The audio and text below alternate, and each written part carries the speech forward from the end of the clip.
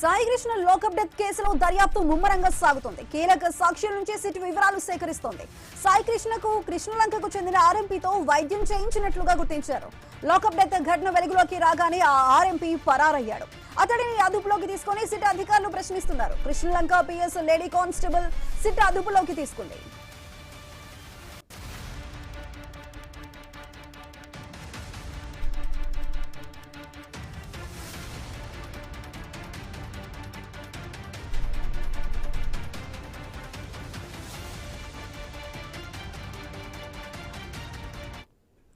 Sai Krishna లోకప్ death కేసులో దర్యాప్తు ముమ్మరంగా సాగుతోంది. కీలక సాక్షుల నుంచి సిట్ వివరాలను సేకరిస్తుంది. అయితే దీనికి సంబంధించి పూర్తి డీటెయిల్స్ మా ప్రతినిధి నాగేశ్వరరావు అందిస్తారు. నాగేశ్వరరావు, ఇటు సాయి కృష్ణకి కృష్ణలంకకు చెందినటువంటి ఒక ఆర్ఎంపీ డాక్టర్ వైద్యం చేసినట్లుగా కూడా సిట్ అధికారులు గుర్తించారు. మరి ఈ లాకప్ డెత్ ఘటన వెలుగులోకి రాగానే ఆర్ఎంపీ కూడా పరారయ్యారు. అతన్ని పట్టుకొని విచారిస్తున్నామంటూ కూడా అధికారులు చెప్తున్నారు. సో ఆర్ఎంపీ ఏమైనా డీటెయిల్స్ ఏమైనా చెప్పారా? అంటే సాయి కృష్ణ ఎటువంటి క్రిటికల్ సిచ్యువేషన్ లో అతని దగ్గరికి వచ్చారు? అసలు డీటెయిల్స్ ఏమైనా బయటకు వచ్చాయా?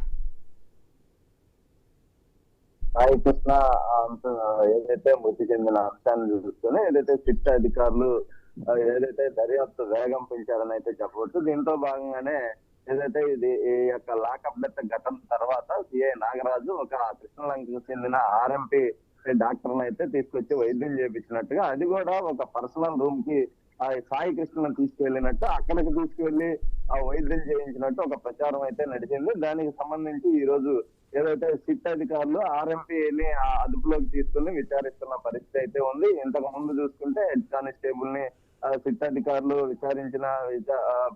ఏదైతే ప్రశ్నించిన పరిస్థితి అయితే ఉంది. ఈ నేపథ్యంలో వారిద్దరూ అదే విధంగా సిఐ నాగరాజు కూడా ఎవరో కూడా నోరు మెరుతున్నట్టుగానే తెలుస్తుంది. ఇప్పుడు కీలకంగా ఆర్ఎంపీని అదుపులోకి తీసుకుని అతన్ని విచారిస్తున్న నేపథ్యం అయితే ఉంది. ఆర్ఎంపీ దానికి సంబంధించి ఇప్పుడు ప్రస్తుతం ఆర్ఎంపీ ఏదైతే దెబ్బలు తగిలిన వాటికి వైద్యం చేయమన్నారు.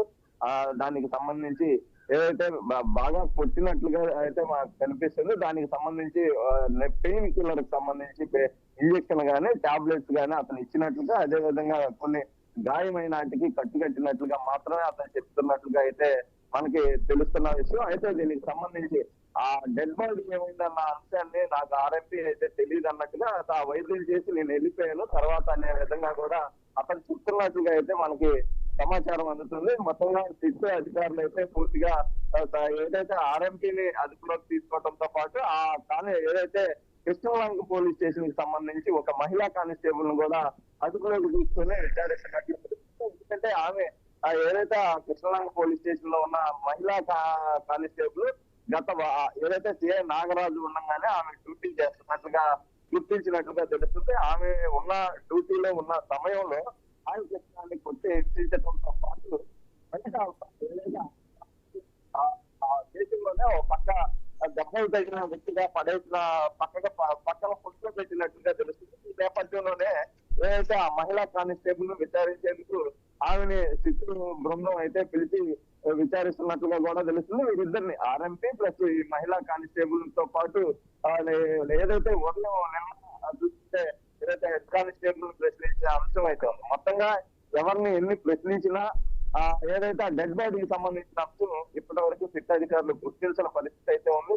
అయితే డెడ్ బాడీని గుర్తించే విధంగానే వారు ముందుకు వెళ్తున్నట్లుగా తెలుస్తుంది. అనేక కోణాల్లో ఏదైతే సీసీ కెమెరా ఫుటేజీలు కృష్ణలంక పోలీస్ స్టేషన్ లో మాయమైన నేపథ్యంలో ఏదైతే సాయి కృష్ణని కొట్టిన తర్వాత అనేక ప్రదేశాలకు ప్రైవేట్ లాడ్జీ రూమ్ లో తీసుకెళ్ళినట్టుగా తెలిసింది. అక్కడ ఆ ప్రాంతం మొత్తం కూడా సీసీ కెమెరా ఫుటేజీలు పరిశీలించిన విధంగా సిట్ అధికారులు ముందుకు వెళ్తున్న నేపథ్యంలో ఒక్కొక్కరిగా వీరు ముందుకు వస్తున్నట్టుగా తెలుస్తుంది. అయితే ఒక పక్క ప్రతిపక్షాలు ఆ పోలీస్ స్టేషన్ లో సీసీ కెమెరా ఫుటేజ్ ఎలా మాయమైంది, అదే విధంగా ఇక్కడ సీసీ కెమెరాతో పాటు ఆ సిపి ఏదైతే